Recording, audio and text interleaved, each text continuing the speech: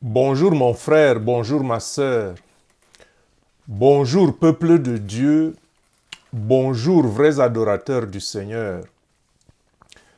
J'ai décidé de faire cet enseignement.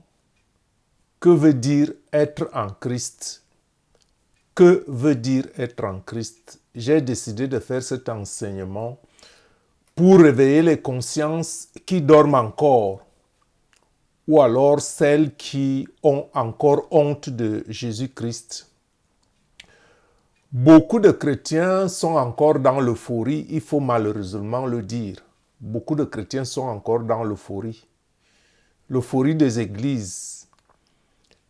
Et beaucoup sont dans les émotions alors que nous vivons des temps difficiles, des temps pas comme les autres.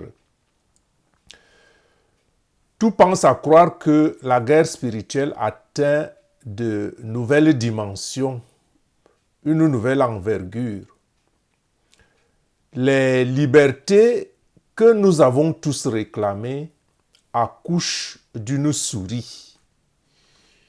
Les événements, par exemple, les cérémonies d'ouverture des Jeux olympiques, nous ont montré que la liberté est la passerelle par laquelle l'ennemi passe pour nous imposer le satanisme.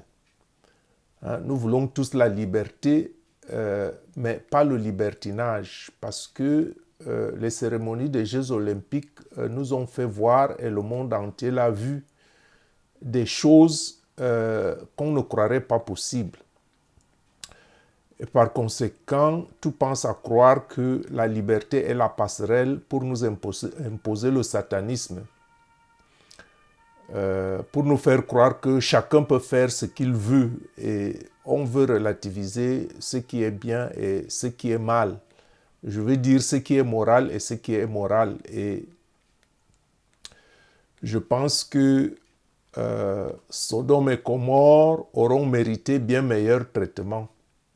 Il est donc nécessaire de rappeler ce que veut dire être en Christ.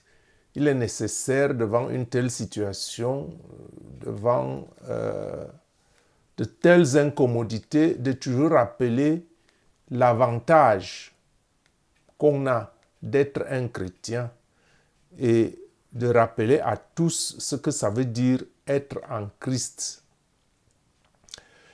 Et je voudrais donc dire que la foi, puisque nous parlons d'être en Christ, la foi seule ne suffit pas. Malheureusement, la foi seule ne suffit pas. La foi pour moi n'est qu'un socle. La foi pour moi n'est qu'un socle, que le fondement dont nous avons besoin pour construire notre immeuble.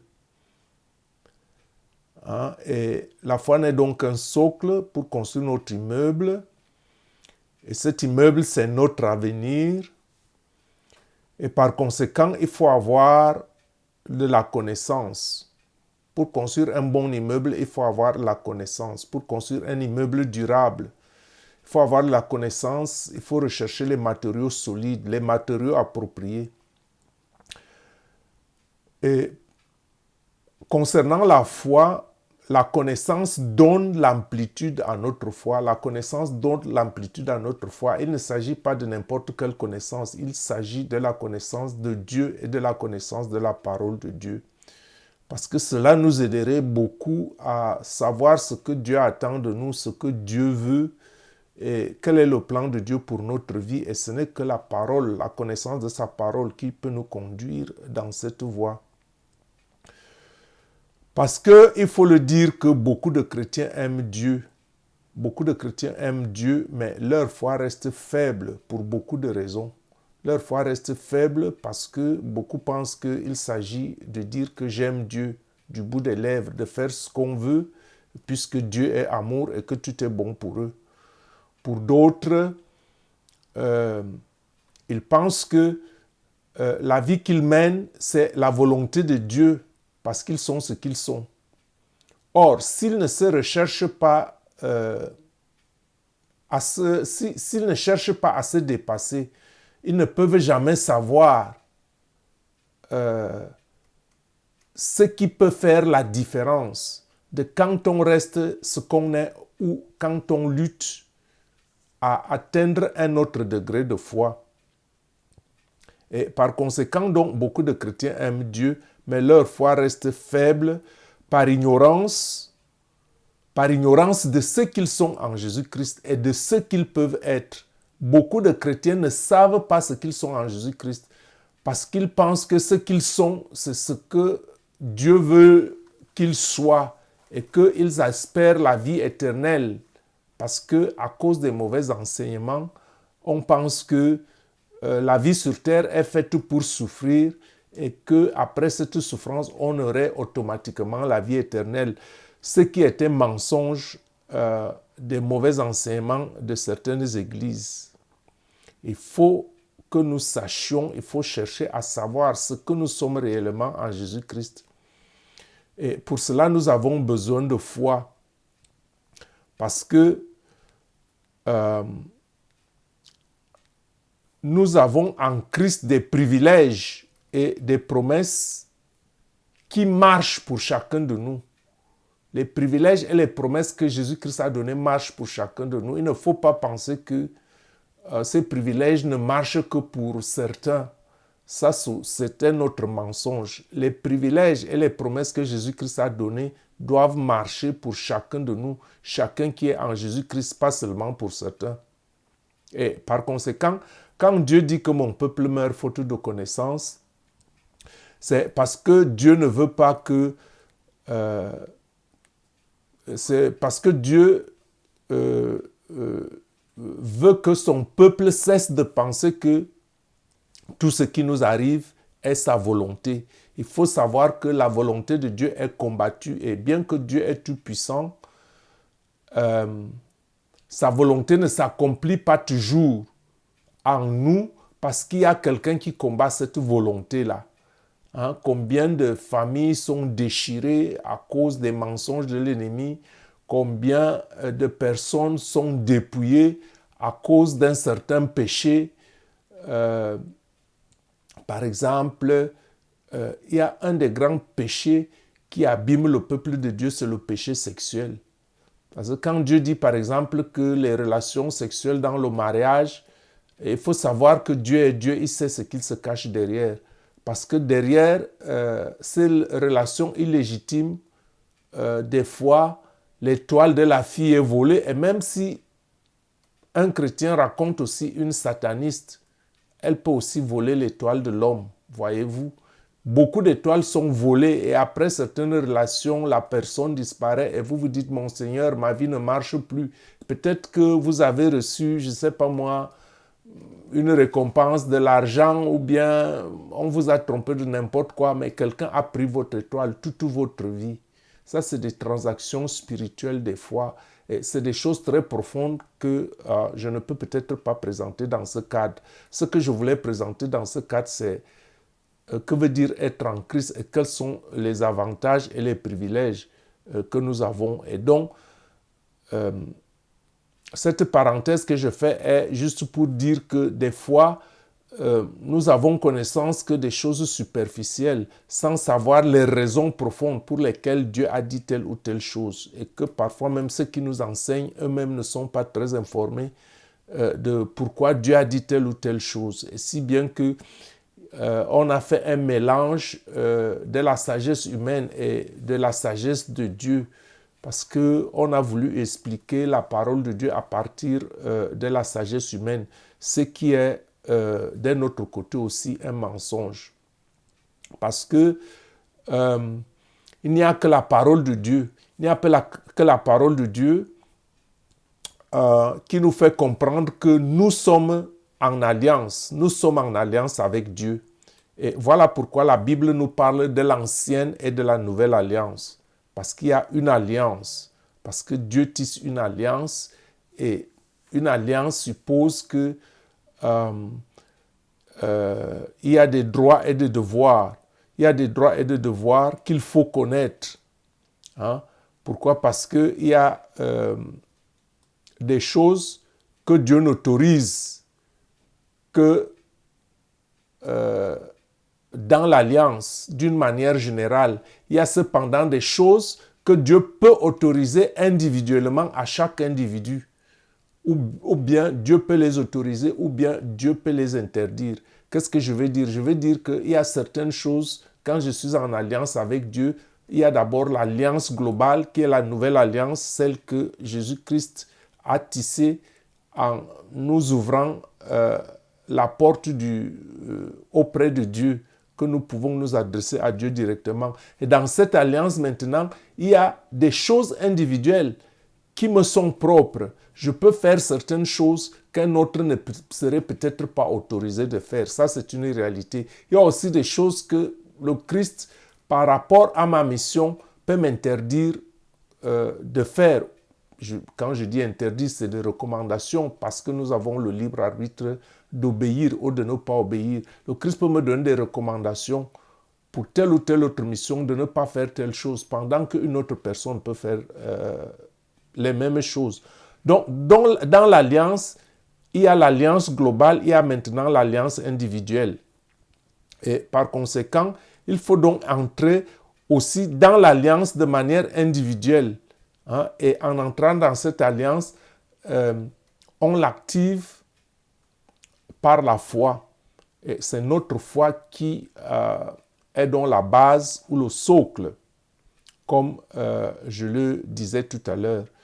On active donc sa foi en Jésus-Christ afin que le sang de la rédemption nous transforme, que le sang de la rédemption nous purifie et nous transporte donc dans le royaume de son admirable lumière, parce qu'à cause de la chute, nous sommes tombés plus bas et voilà pourquoi Jésus vient comme sauveur, comme secouriste, celui qui vient nous enlèverait du pétrin.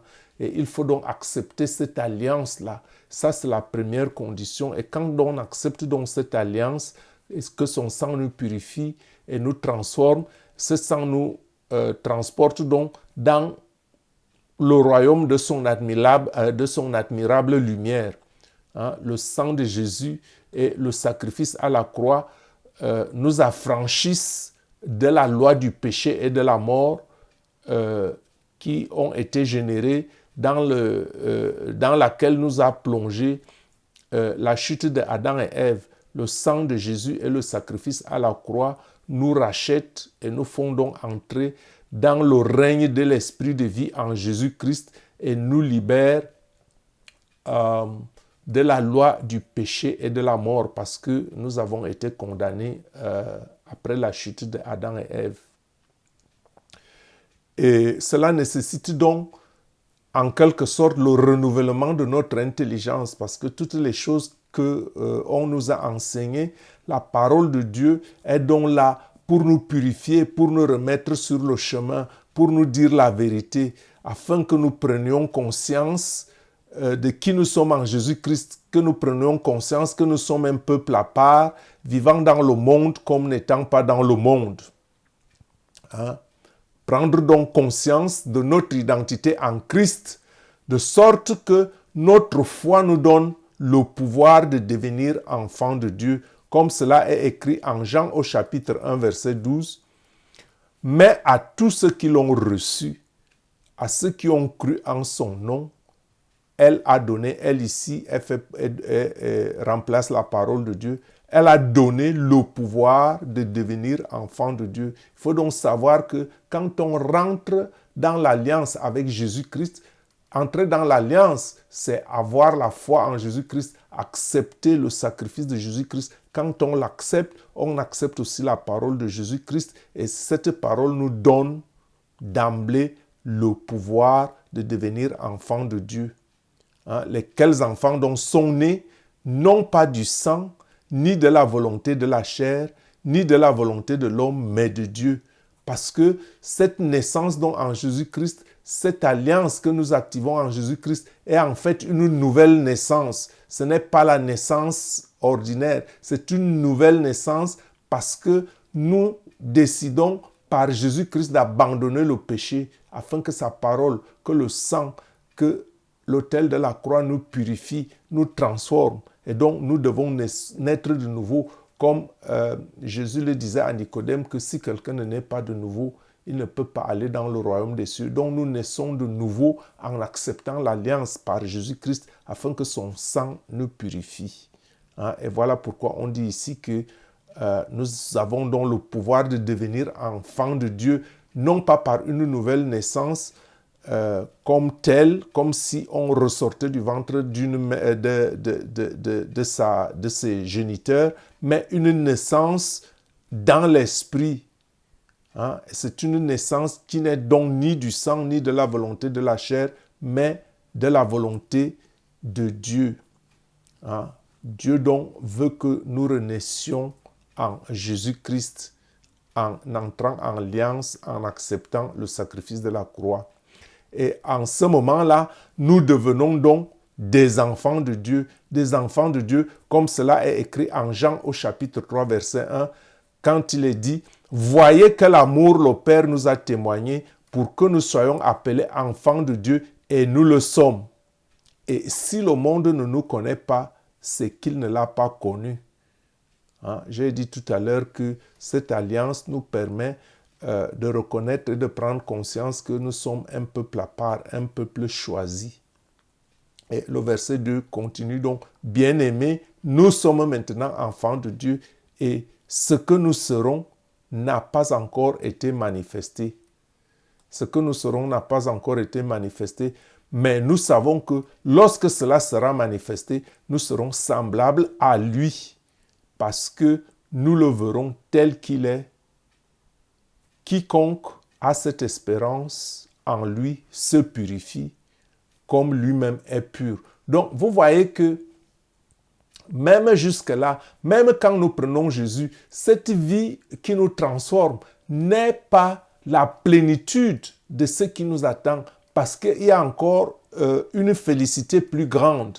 Bon, mais néanmoins, déjà, cette transformation terrestre est mieux que de rester vautré dans le péché. Pourquoi? Parce que quand nous arborons la nouvelle vie en Jésus-Christ, il y a beaucoup de choses. Nous ne pouvons pas rester le même. Pourquoi? Parce que quelqu'un qui rencontre Dieu, quelqu'un qui rencontre Jésus-Christ ne peut pas rester le même. Et voilà pourquoi, donc, il n'y a pas que cette espérance de vie terrestre qui nous transforme, il y a encore une espérance qui est beaucoup plus grande. Et cette espérance-là qui fait donc que nous savons que nous serons à l'ultime comme lui il est. Et celui qui a donc cette espérance doit commencer à se purifier dès maintenant et ne pas attendre la dernière minute. Pourquoi? Parce que lui-même est pur. Il est saint. Vous serez saint comme je suis saint. Et en ce moment-là donc, quand on suit cette voie, nous avons donc la vie en lui, la nouvelle vie en lui, la vie de la nouvelle naissance, la vie de Dieu, comme cela est écrit en Jean au chapitre 5, verset 12. Celui qui a le Fils a la vie, et celui qui n'a pas le Fils de Dieu n'a pas la vie. Ça, c'est clair. Voilà ce que nous devons savoir quand nous disons que nous sommes en Jésus-Christ. Et cette vie que nous avons donc est celle qui est dans le Fils. Ce Fils qui est Jésus-Christ. Ce Fils qui nous donne son esprit. Cette nouvelle vie, c'est celle qui est dans le Fils qui nous donne son esprit, comme cela est écrit en Romains au chapitre 8, verset 14. Car tous ceux qui sont conduits par l'Esprit de Dieu sont fils de Dieu.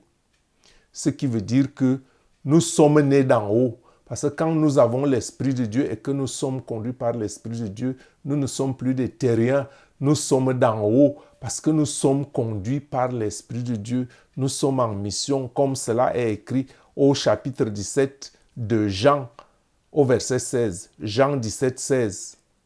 Jésus dit, « Ils ne sont pas du monde, comme moi je ne suis pas du monde. Sanctifie-les par la vérité. La parole est la vérité. Comme tu m'as envoyé dans le monde, je les ai aussi envoyés dans le monde et je me sanctifie moi-même pour eux, afin qu'eux aussi soient sanctifiés par la vérité.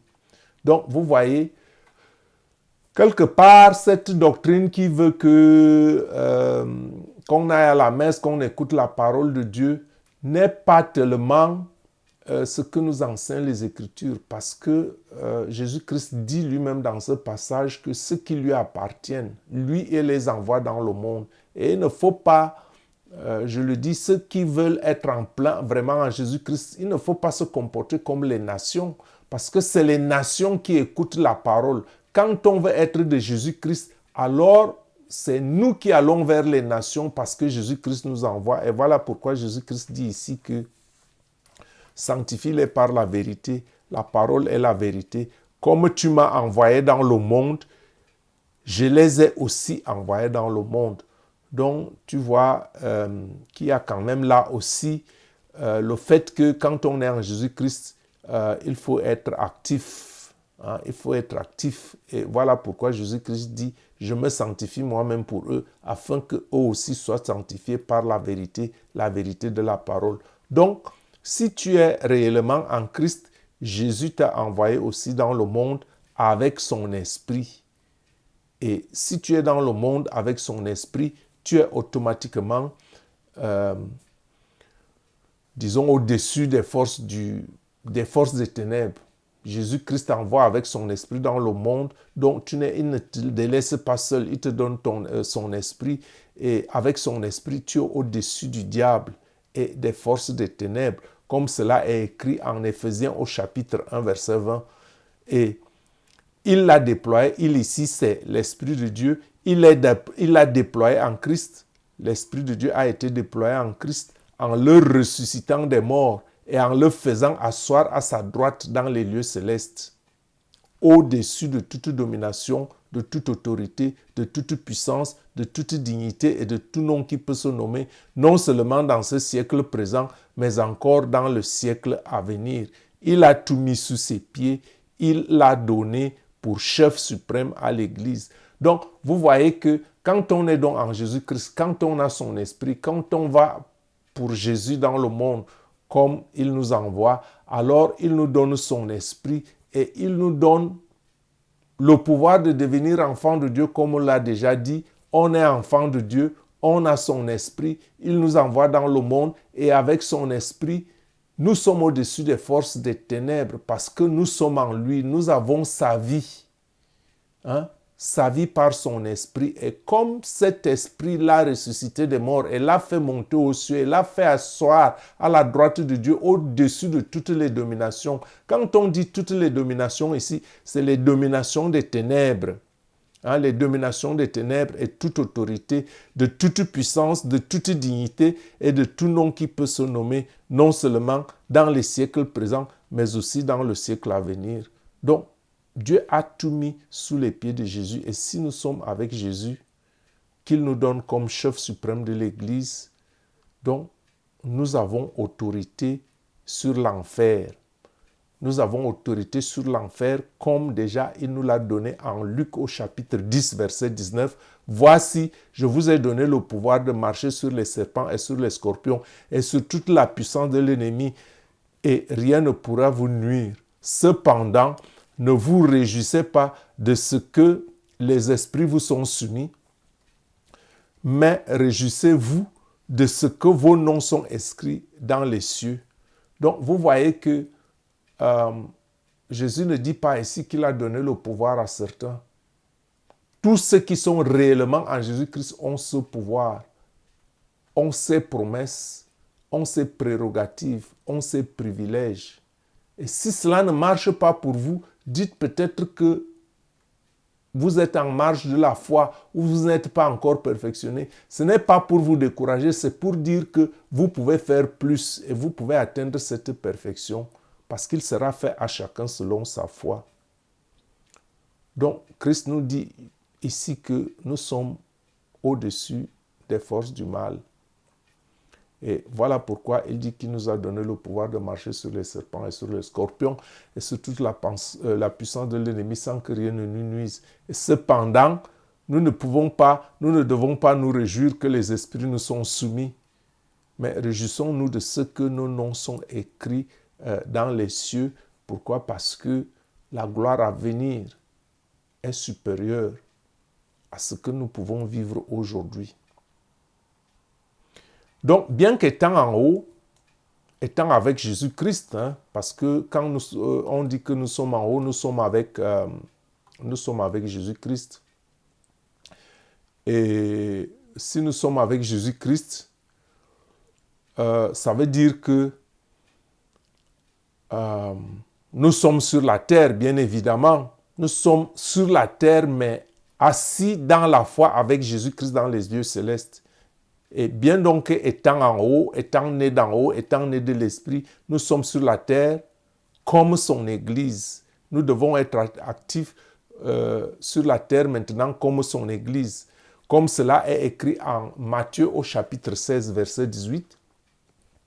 Matthieu chapitre 16, verset 18, quand Jésus-Christ a dit « Et moi, je te dis que tu es Pierre, et que sur cette pierre, je bâtirai mon Église. » Et que les portes du séjour des morts ne prévaudront pas sur elle. Ce verset ne vient que confirmer ce que je disais tout à l'heure, que nous sommes au-dessus des forces du mal. Et bien que nous ayons un combat, que l'ennemi, il ne faut pas penser que l'ennemi n'est pas n'importe qui. C'est quelqu'un qui a de la puissance. Mais en Jésus-Christ, quand nous sommes en Jésus-Christ, nous sommes au-dessus des forces du mal. Nous sommes au-dessus des forces de l'ennemi. Et que quand l'ennemi nous atteint, il faut savoir que quelque part, notre foi, est-ce que nous sommes véritablement, est-ce que nous sommes de plein pied en Jésus-Christ ou bien nous avons un pied dans le monde, un pied dans les affaires du monde, hein? Et c'est ce qui fait souvent que quand on ouvre la porte à Satan, qu'il nous atteint. Si nous sommes pleinement en Jésus-Christ, Jésus-Christ dit ici que moi, je te dis que tu es Pierre et que sur cette pierre, je bâtirai mon église. Et nous sommes dans l'église, cette église qui est bâtie sur une pierre. Et que les portes du séjour des morts ne prévaudront pas contre cette église. Donc, ce qui veut dire en clair que si tu es donc dans l'église de Jésus-Christ, je parle ici de la véritable église de Jésus-Christ. Je ne parle pas de cette église qui a été infiltrée, qui est au service des ténèbres, parce que ça c'est une réalité qu'il faut aussi comprendre. Jésus-Christ a donc dit que c'est lui qui tombera sur cette pierre sur laquelle il a bâti son église. Si tu es dans l'église, celui qui tombera sur cette pierre sera brisé. Et celui sur qui cette pierre tombera sera écrasé. Donc voilà autant de promesses qui font que des fois, quand nous avons des problèmes, il faut toujours nous demander où est-ce qu'on se tient. Est-ce que je me tiens au centre de la foi? Est-ce que je suis entièrement en Jésus-Christ? Quelles sont mes voies? Est-ce que je marche avec Christ? Parce que des fois, nous disons que nous sommes en Christ, mais nous faisons des choses qui ne sont pas conformes à la volonté de Dieu. Et lorsque par notre mode de conduite, nous ouvrons la porte à l'ennemi et que l'ennemi nous frappe, nous pensons que les promesses de Jésus-Christ ne marchent pas. Non, ce n'est pas vrai. Jésus-Christ a dit que il construit son église sur une pierre et que tu es pierre et les portes de l'enfer ne prévaudront pas sur elle. Et il a dit que sur cette pierre, celui qui tombera sur cette pierre sera brisé et celui sur qui cette pierre tombera sera écrasé. Et donc, par conséquent, nous sommes de Christ, nous avons des avantages, nous avons des privilèges, nous avons des promesses. Nous sommes même héritiers de Dieu par Jésus-Christ, héritiers de Dieu et co-héritiers de Christ, comme cela est écrit en Romains au chapitre 8, verset 17. Et en Jacques au chapitre 2, verset 5. Je vous laisse le soin de lire vous-même pour ne pas être très long, parce qu'on est déjà là une demi-heure. Et par conséquent, donc, quand on est vraiment en Christ, personne ne peut nous arracher de sa main. Parce que Christ reste le Tout-Puissant. Dieu l'a fait asseoir au-dessus de toute force des ténèbres. Et quand on est vraiment en Jésus-Christ, on n'a rien à craindre, aucune force. Sauf que Nous disons des fois que nous sommes en Christ, mais nous ne faisons pas des choses telles que Dieu le veut. Nous ne suivons pas sa parole. Et c'est ce qui ouvre souvent la porte à l'ennemi et lui permet de nous atteindre. Parce que Jésus-Christ dit, celui qui m'aime, c'est celui-là qui suit mon commandement. Celui qui m'aime, c'est celui-là qui fait la volonté de mon Père. Et personne ne peut m'arracher personne ne peut t'arracher de sa main. Et donc, pour conclure, je vais dire que je n'ai cité que cela. Et il y en a bien d'autres détaillés, des promesses détaillées. Je n'ai choisi que les grandes lignes qui nous prouvent que nous sommes en Jésus-Christ et ces grandes lignes qui peuvent renforcer ou bien rehausser notre foi, qui peuvent nous faire redoubler d'efforts dans la prière. Hein? Telle est notre part, d'une manière condensée, rapide, pas détaillée. Telle est notre part. Si tu es vraiment en Jésus-Christ, telle est ta part. Et cesse de pleurnicher, cesse de couvrir l'autel de Dieu de larmes. Cesse de couvrir l'autel de Dieu de pleurs. Cesse de couvrir l'autel de Dieu de gémissements, parce que Dieu sait ce qu'il a mis en toi. Dieu sait ce qu'il a mis en toi. Dieu sait ce qu'il a mis en toi. Il t'a donné des armes. Est-ce que tu sais les manipuler? C'est comme si tu envoies un enfant dans un pays lointain, tu lui donnes une arme sophistiquée. Au lieu de prendre l'arme pour la manipuler, quand le danger arrive, il se met à fuir, à courir vers toi, à crier encore. Nous avons des armes très sophistiquées et il faut savoir que la connaissance est nécessaire parce que quand on a une arme, on a le manuel d'instruction. Et notre manuel d'instruction, ce sont les Écritures, c'est la parole de Dieu, c'est la Bible. Il faut la lire pour comprendre ce qu'il y a dedans et adopter un état d'esprit.